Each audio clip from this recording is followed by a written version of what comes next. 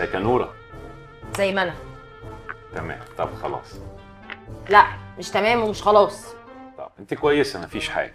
لا انا مش كويسه. انا كل ما بشوف اي حاجه مش في مكانها بتوتر. ايه ده؟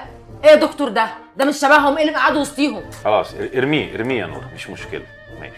OCD باي بولار واضحه جدا. طيب انت ماشيه على العلاج يا نوره؟ علاج؟ علاج ايه؟ انا زي الفل من غير اي علاج، انا مبسوطه وفرحانه.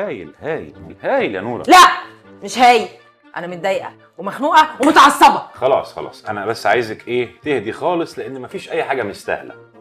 وكمان خدي الحبايه دي هتهديكي خالص يا نوره. حبايه تاني؟ خلاص مش مشكله. عارف بقالك قد ايه بتديني في ادويه؟ عارف ان انا حالتي ما بتتحسنش؟ عارف ان انت دكتور فاشل؟ يا نوره انا بقالي 6 شهور بعالجك وجربت معاكي كل حاجه، لكن للاسف مفيش فايده، لدرجه اني اقتنعت فعلا اني فاشل.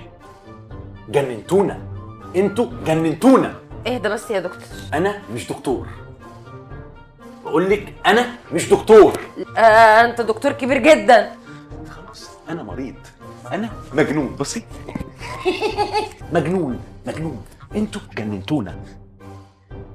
حرام عليكم. انتوا مين هيعالجني دلوقتي؟